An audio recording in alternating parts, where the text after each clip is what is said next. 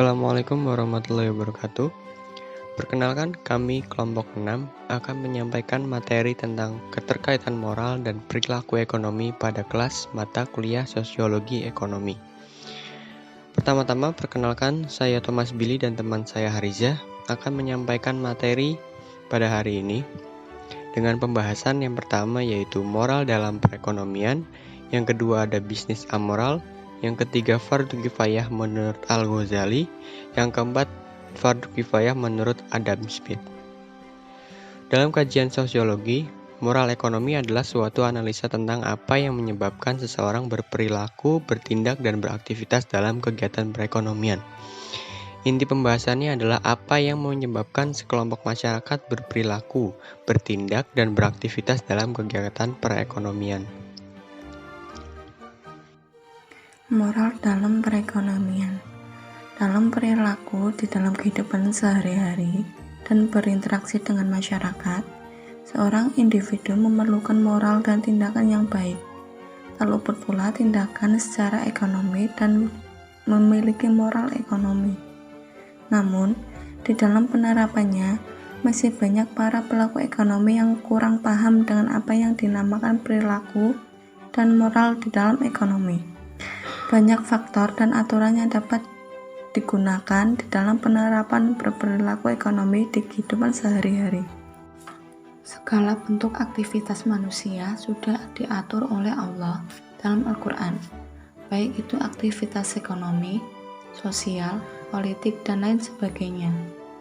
Al-Quran mewajibkan zakat bagi yang mampu dan menganjurkan untuk menunaikan sedekah, infak, dan wakaf, sehingga pemerataan perekonomian pun terjadi. Hal itu diserukan Allah sebagai wujud antisipasi dari kemungkinan-kemungkinan negatif. Intinya, moral ekonomi dalam Islam sangat bergantung pada kitab, panduan yang diberikan Allah untuk mengatur kehidupan manusia. Tidak saja bertingkah norma subsistensi dan resiprositas, tetapi juga mempertimbangkan norma-norma sosial yang lain. Tindakan yang timbul akan berbeda, karena dengan keyakinan dalam setiap perbuatan ada balasannya, apakah itu kebaikan atau keburukan. Maka umat Islam yang beriman pun akan selalu mengerjakan aktivitas ekonomi hanya untuk mengharapkan keridhaan Allah.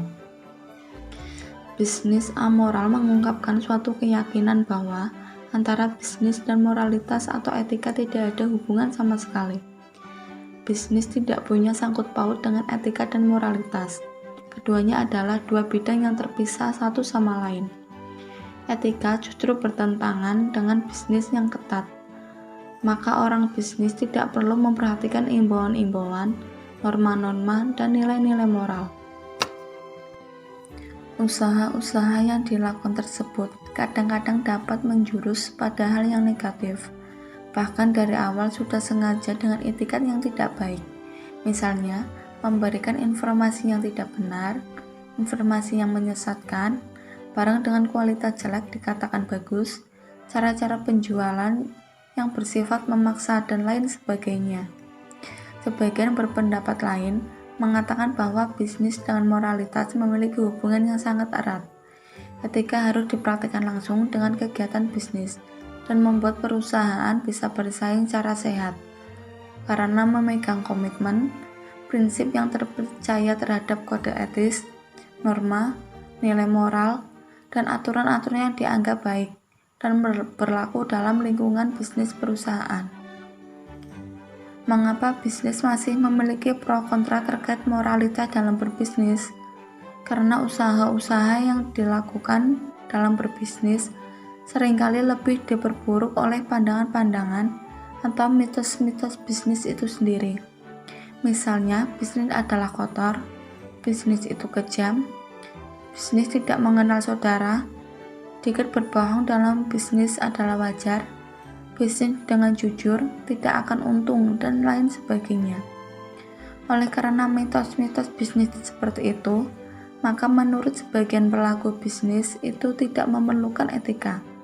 Bahkan sebagian pendapat lain mengatakan bahwa dalam berbisnis yang disertai berpikir dan bermoral adalah hal yang mustahil, karena dianggap akan membuang-buang waktu saja, bahkan bisa menimbulkan kebangkrutan. Dari apa yang telah dijelaskan sebelumnya tentang bisnis amoral, maka ada beberapa pandangan pro dan kontra tentang perlu tidaknya etika dalam berbisnis. Yang pertama yaitu pandangan yang tidak mendukung perlunya etika dalam melakukan kegiatan bisnis. Beranggapan bahwa yang pertama, bisnis adalah persaingan. Maksudnya bahwa semua pelaku dalam persaingan ingin keluar sebagai pemenang. Setiap persaingan adalah pertarungan dan pertarungan itu mempunyai aturan sendiri. Yang kedua, bisnis adalah asosial. Maksudnya bahwa aturan bisnis tidak bisa dikaitkan dengan aturan moral sosial. Bisnis mempunyai aturan sendiri yang tidak mungkin dicampur adukan dengan yang lain. Perasaan sosial apabila dituangkan dalam kegiatan bisnis akan dapat mengganggu dan membuat lemah bisnis itu sendiri. Yang ketiga, bisnis harus bertujuan untuk keuntungan. Maksudnya bahwa tujuan utama bisnis adalah keuntungan, maka tanggung jawab sosial adalah tidak sesuai dengan dan bertentangan dengan efisiensi. Selanjutnya, bisnis harus berkonsentrasi.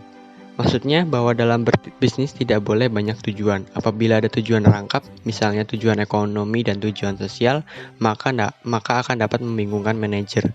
Selanjutnya, bisnis itu makan biaya. Maksudnya bahwa untuk menggerakkan kegiatan bisnis diperlukan biaya yang besar. Apalagi apabila harus dibebani dengan biaya sosial, tentunya akan lebih berat lagi. Lalu pandangan yang berikutnya, pandangan yang mendukung atau pro dengan etika dalam berbisnis.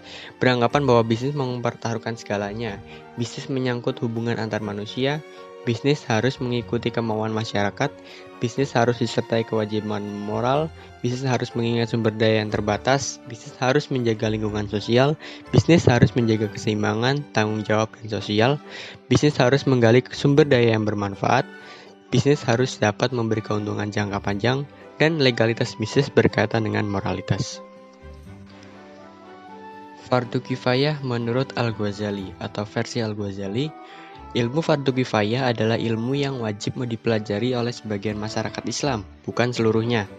Dalam fardu kifayah, kesatuan masyarakat Islam secara bersama memikul tanggung jawab kefarduan untuk menuntutnya. Melakukan bisnis menurut Al-Ghazali dalam berbagai bentuknya adalah sebuah kewajiban sosial atau fardu kifayah. Jika kepentingan sosial menjadi prioritas, maka dengan sendirinya kebersamaan sosial akan terbentuk dan konflik kelas dapat dihindari. Pemenuhan kebutuhan materi menjadi perhatian penting dalam terciptanya keseimbangan ekonomi dalam suatu masyarakat. Bukan hanya berkaitan dengan pembagian resource atau sumber daya yang terbatas secara proporsional, juga berkaitan dengan implikasi sosiologis bagi kelangsungan tatanan sosial atau social order. Al-Ghazali sangat memperhatikan dimensi ukhrawi dalam dunia bisnis. Bahkan dikatakannya bahwa ukhrawi adalah tujuan, dan kebahagiaan materi di dunia hanya sekedar bonus. Tidak selfish dan tidak serakah dalam berbisnis, itulah kalimat yang digunakan oleh Al-Ghazali, bahwa salah satu etika dalam berbisnis adalah menghindari ketamakan, aziyada ala al-kifayah. Karena hal tersebut justru akan membawa pada perilaku negatif. Pebisnis hendaknya merasa cukup dengan apa yang ia dapatkan selama hal itu telah memenuhi kebutuhannya, bukan pada keinginannya. Namun demikian, sama halnya dengan para sarjana muslim lainnya, Al-Ghazali tidak memberikan keterangan yang definitif mengenai batas sebuah kecukupan.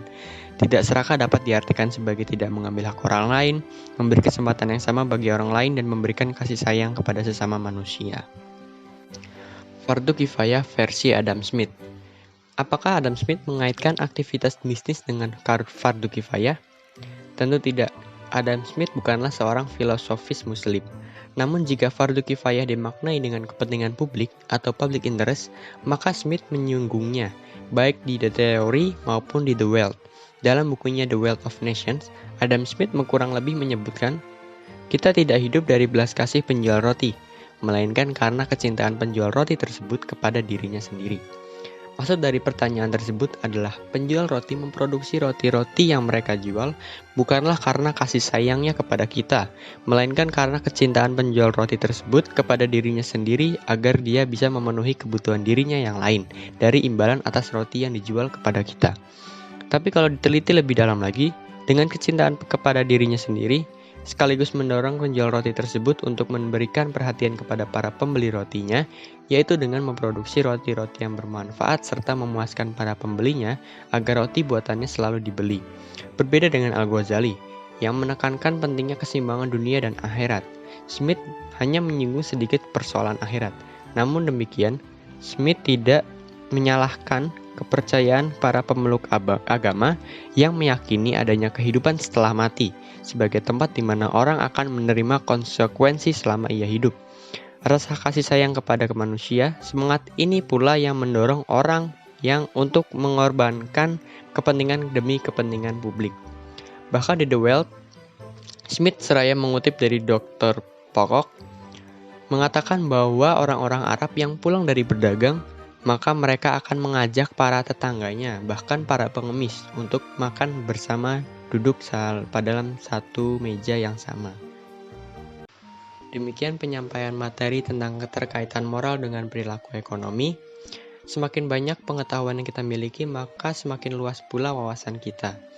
Dengan dibuatnya video ini, kami berharap dapat menambah pengetahuan tentang moral dalam perekonomian dan bisnis amoral secara lebih rinci dan menjadi dasar untuk diaplikasikan ke dalam dunia kerja.